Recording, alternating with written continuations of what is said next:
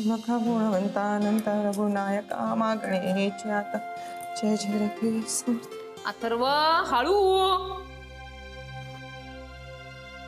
अरे बरं काय झालं रे?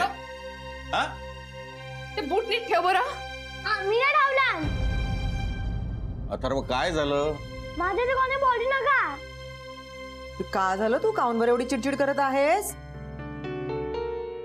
अथर्व हे बघ बाळा, थोडंसंच खर्चटलंय, मी मलम लावून देऊ का? ये बस बस. तुम्ही काय करायचं नाही, तुम्ही जा तुम्ही. अथर्व आगाऊपणा करू नकोस. अरे कोणाशीच बोलायचं नाही आहे. लागू दे माझ्या पायाला. अरे काय झालं? काय नाही, थोडा चिडलाय आमच्यावर. का आलं? तेच तर मला काही कळतच नाहीये. नशीब त्या माणसाने लगेच ब्रेक मारला. म्हणजे आम्ही दोघं जण आज त्याला शाळेतून आणायला गेलो होतो, तर आम्हाला बघितल्या काय झालं माहित नाही, चिडलाच अचानक. आम्ही त्याला समजवायचा प्रयत्न करत होतो, पण तो अजून चिडला आणि त्यामुळे धावत सुटला रस्त्यात. तेवढ्यात अचानक बाईकवाला आला समोरून. तेच तर मी समोरच होते, त्याला थांब थांब म्हणतही होते. पण असं झालं कसं? पण याला एवढा राग कसला आलाय? आणि मी तुम्हाला म्हणत होते ना, त्याच्या मनात काहीतरी आहे, काहीतरी चालू आहे त्याच्या डोक्यात. पहा ना आता केवढं लागलंय त्याला. शांत हो ना तू. छोट्या छोट्या गोष्टींचं एवढं टेन्शन नको घेऊस, एवढी काळजी नको करू. समजवूया, चिडलाय तो, समजवूया आपण त्याला. अरे नाही सौमित्र, मला माहितीये ना तो असं ऐकणार नाही. एकदा राग आला ना की लगेच शांत होत नाही. आता तू शांत हो ना पण प्लीज. तू आता अजून चिडू नकोस, कळलं? आणि या छोट्या छोट्या गोष्टींचं नको टेन्शन घेऊस. बरं रात्रभरी झाली आहे, स्वयंपाकाचं बघ. सौमित्राला तो जेवण करून जाईल. नाही नाही बाबा, खरंच नको, मला काही जेवायला नको. मी निघतो, मला कामं पण आहेत. अरे निघतो राधा. बाबा मी याला जरा सोडून येते, आलेच.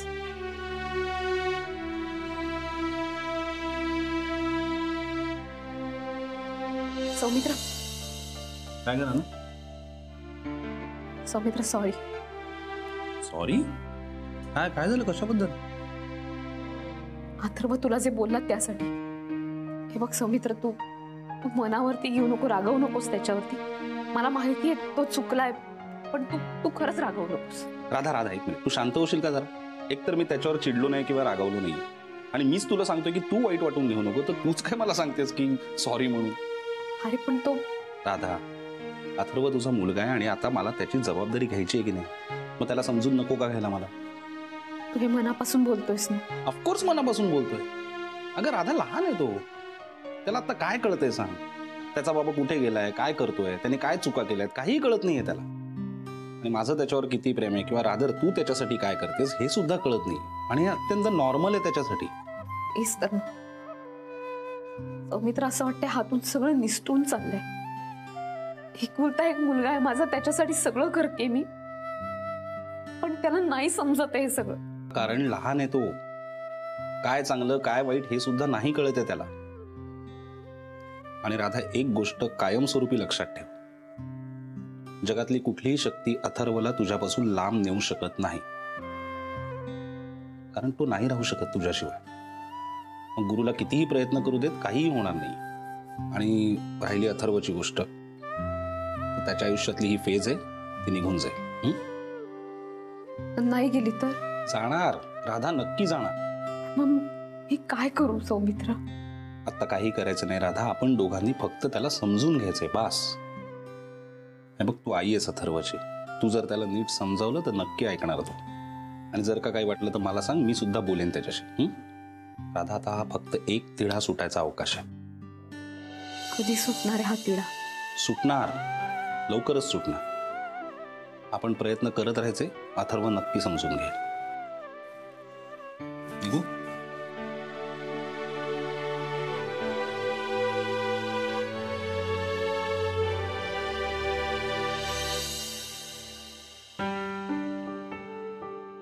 अथर्व, काय करतोस बाळा? मला नाही बोलायचं तुझ्याशी. बरं ठीक आहे, नको बोलूस, पण मला तुझ्याशी बोलायचंय. मी तुला एक प्रश्न विचारते, त्याचं उत्तर दे, मग मी काही बोलणार नाही तुझ्याशी, चालेल? नाही तू जा ना. अरे असं काय करतोस अथर्व? बोल ना माझ्याशी. ऐक ना अथर्व, बस बस बस बस बरं. हे बघ ऐक, मला एक सांग, सौमित्र काकाशी असं का वागलास तू? सौमित्र काका तुझ्यासाठी छान छान खेळणी घेऊन येतो, खाऊ घेऊन येतो, तुझ्या बरोबर खेळतो, गप्पा मारतो तुझ्याशी, तुझ्यावरती एवढं प्रेम करतो, मग त्याच्याशी असं वागायचं का? असं बोलतात त्याला? काहून तू उलट उत्तर दिलंस? हे बघ बाळा, असं कोणाला हर्ट करायचं नसतं. आता तो तुझ्याशी इतकं छान बोलत होता, मग तू का त्याला उलट उत्तर दिलं? बाळा, असं कोणाला हर्ट करायचं नसतं. तो तुझ्याशी बोलत होता आणि तू मात्र त्याच्याशी काहीच बोलला नाहीस, त्याच्या प्रश्नाचं उत्तर सुद्धा दिलं नाहीस. असं का केलंस? मग नाही बोलायचं त्याच्याशी. मग तो बाबा म्हणून नको आहे. अथर्व,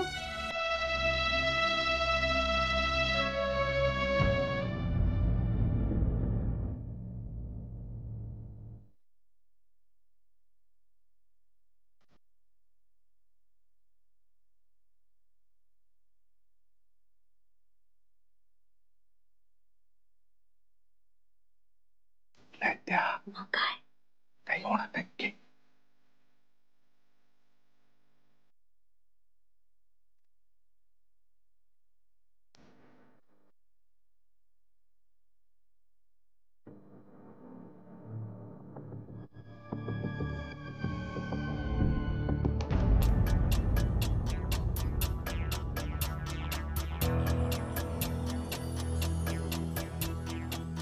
सोनू बेबी,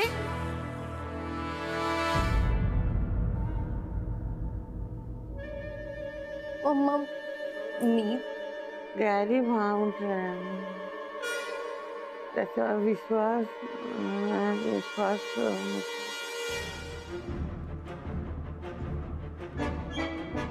बोलताय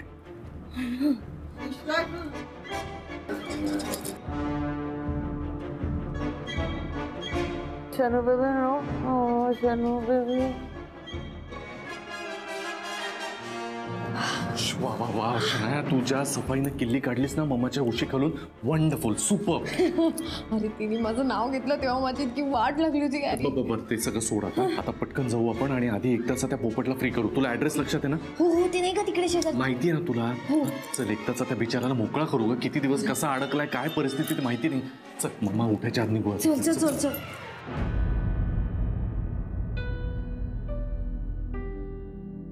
राधिका, कसल्या विचारत आहेस तू? अथर्वचा. हा बाई राधिका, अजून डोक्यामध्ये तेच विचार आहेत का? अथर्व झोपलाच होता. पण माझी मात्र झोप उडाली आहे. आता तो जे काही बोलला ना, मी हादरून गेले. पण असं काय बोलला तू? अथर्व म्हणाला की मला सौमित्र बाबा म्हणून नको. मी म्हंटल नाही, त्याच्या डोक्यात काहीतरी सुरू आहे. असं जर असेल आणि तो हे सगळं स्वीकारू शकणार नसेल ना, तर मग राहू देऊया, नको हे लग्न. म्हणजे हा तुझा अंतिम निर्णय आहे? हो. राधिका, आई आई तुम्ही प्लीज मला आता काही समजावायला जाऊ नका. माझ्यासाठी ना अथर्व जास्त महत्वाचा आहे, त्याच्या पुढे सगळ्या गोष्टी गौण आहेत. मला आता तो जास्त महत्वाचा आहे, त्याचं मन जपणं जास्त महत्वाचं आहे. आणि त्याला नको असेल ना सौमित्र, तो स्वीकारणार नसेल ना, तर मग राहू देऊ ना. नको नको हे सगळं. अगं पण असा टोकाचा निर्णय का घेतेस तू? लहान आहे तो, त्याला समजावलं तर समजेल तो. आणि लहान मुलांचे विचार तर बदलत राहतेत ना. हा, लहान आहे तो. अगं आता त्याला काही कळत नाहीये. नाही बाबा, त्याला सगळं कळतं. इतकी वर्ष राहिलाय तो यांच्या बरोबर. मला माहिती होतं तो नाही स्वीकारू शकणार सौमित्राला. तसं नाहीये बाळा, प्रत्येक गोष्टीची वेळ यायला लागते. काय की गुरु त्याच्यापासून जाऊन आता थोडेच दिवस झाले. आणि म्हणून त्याला गुरुचा ओढा आहे, एवढंच. नुकताच तो येऊन भेटून गेला ना त्याला. आणि तो बी ठरला. सगळं व्यवस्थित होईल, काळजी करू नकोस. अगं त्याचं वयच आहे हट्ट करण्याचं. पण बाबा, अथर्व सौमित्राला जर स्वीकारणार नसेल ना, तर कशासाठी हा अट्टहास? मला एक सांग, हा लग्नाचा निर्णय आपण कुणासाठी घेत होतो? म्हणजे तू कुणासाठी घेत होती? एक तर तुला जोडीदार मिळावा आणि अथर्वला बाबा मिळावा. अथर्वची काळजी घेणार कोणीतरी असावं, यासाठीच निर्णय घेत होतीस ना? हो बाबा. मग पण तो आता त्याच्याबरोबर राहायला तयार नसेल तर काय करणार? त्यातनं हे सगळं त्याच्या समोर घडलंय, त्याच्या डोळ्यात देखत. तो हे तर कधीच नाही विसरू शकणार. आणि अथर्वला त्याच्या बाबांबद्दल जे काही वाटतंय हे तर त्याच्या मनात न जाणार नाही ना. ते आपण कधीच पुसू शकणार नाही. आणि मी हेच रेवतीला सांगण्याचा प्रयत्न करत होते. आई, अथर्व यांना कधीही विसरू शकणार नाही आणि म्हणूनच तो सौमित्राला स्वीकारू शकणार नाही. राधिका, ऐक परत. तू आता ना फक्त सौमित्रचा विचार कर बघ, आणि ते तुझ्यासाठी योग्य आहे. इतर कुठले विचार नको ना करू बाई. नाही, पण अथर्व नाही ना हे स्वीकारू शकत आहे. त्याला नाही आवडत सौमित्र. अगं पण आपण समजावू ना त्याला, समजेल तो. तुला नाही का आम्ही समजावलं? एक एक एक मिनिट राधिका, ऐक माझं. तू हे सगळे भलते सलते विचार करत राहू नकोस बरं. आपण व्यवस्थित समजावूया अथर्व, समजेल तो. आणि आम्ही आहोत ना तुझ्यासोबत, आहोत का नाही? मग नको काही विचार करू. पण आता माघार नको बाई.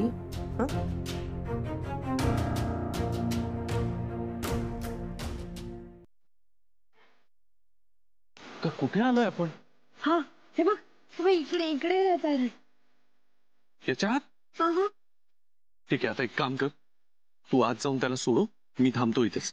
आपण कॅरी इथे कोणी आलं तर, तुझी मम्मा वगैरे आली तर लक्ष द्यायला पाहिजे ना कोणतरी. तू काही घाबरू नकोस, तू जा, मी आहे इथे. Okay okay. चल चल, all the best. Yes, thanks. Bye. चल हळू हळू. लाला.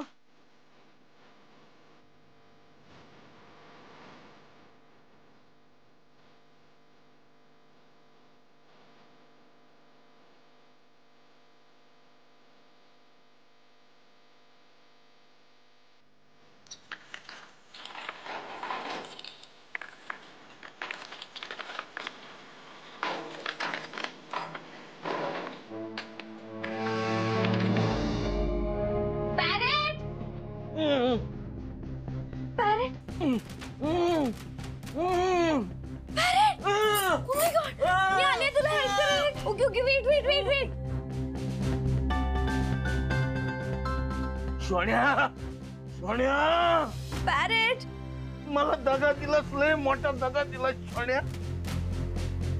का केलंस असं सोन्या, का केलंस? मला इथं बांधून ठेवलंय बघ. मी कसं किती दिवस झाले असं बांधून ठेवलंय मला. नुसता ज्यूस पितोय आणि फळं खात. कुठल्या कर्माची फळं भोगतोय मी? Parrot, don't cry. रडू नको तू प्लीज. मी खरंच काही नाही केलं. रडू नको तर काय करू? या पोपटराव जागीरदाराचे पंख कापून एक जखमी पोपट करून टाकलास मला. सोन्या, सोन्या. पॅरेट, शांत हो ना प्लीज प्लीज. हे बघ, शेवटी मीच आले ना तुला हेल्प करायला. कसली काय हेल्प? पॅरेट, अरे खरंच यार, मला माहितच नव्हतं मम्मानी तुला इकडे असं बांधून ठेवलंय. तुझी मम्मा आणि तू एकमेकांना मिळालेले. भर लग्नात बाशिंग बांधलेला असताना पळून गेली तेव्हा तुला पॅरेंटली आठवलं का? आणि आता आली मला सोडवायला. असं मी तुझं काय घोडं मारलं होतं? मी आलीये तुला हेल्प करायला, तू टेन्शन घेऊ नको. नुसतं बोलते सोडवायला आली, सोडवायला आली. सोडवत नाहीये मला. सोड होते, सोड होते. Wait wait. पाय सोड. हा, ओके ओके ओके. दुखायला लागले. पॅरेट, सोड, तू मला दगा दिला, लय मोठा दगा दिला. काय काय बिघडवलं होतं मी तुझं? प्लीज रडू नको ना यार. पॅरेट, प्लीज ऐक माझं. हे बघ मला ना खरं तर तुझ्याशी लग्न करायचं नव्हतं यार.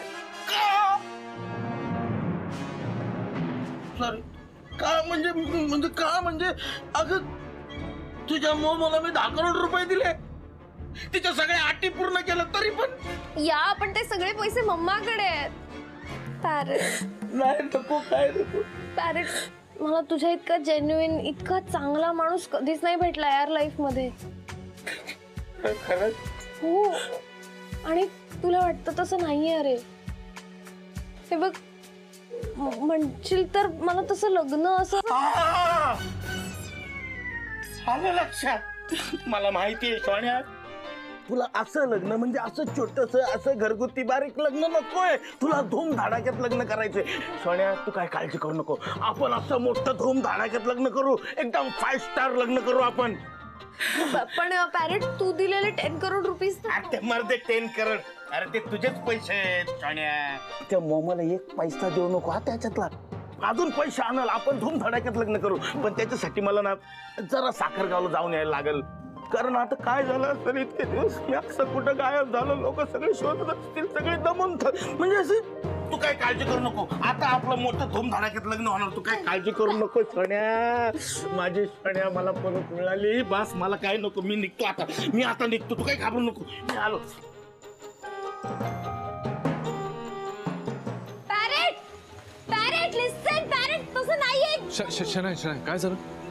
अरे यार हा पॅरेट मिसअंडरस्टँडिंग करून बसला यार.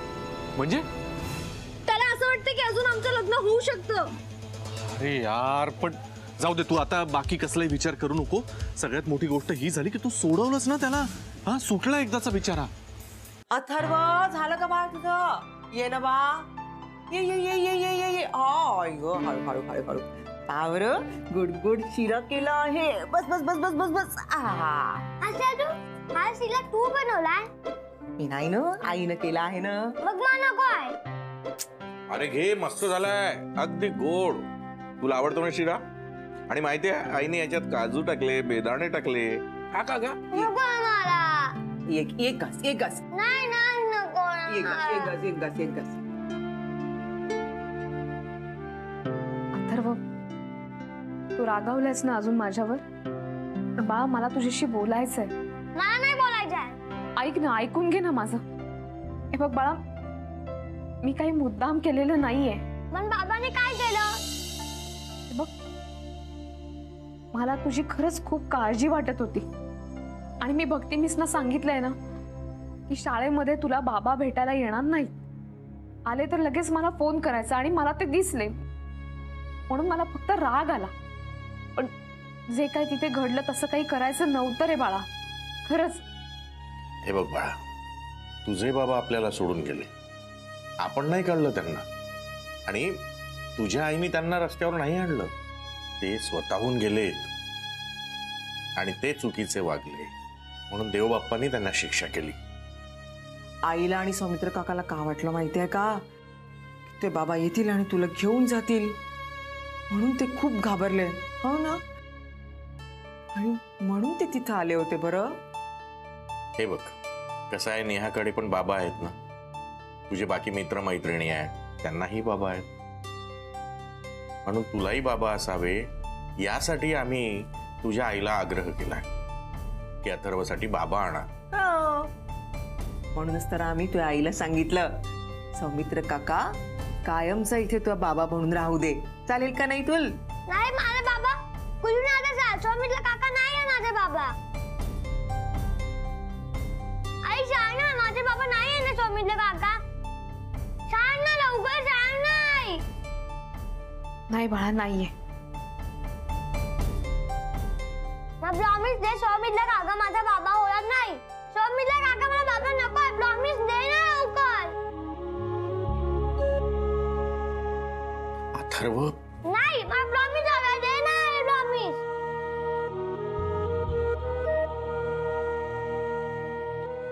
प्रॉमिस. राधिका,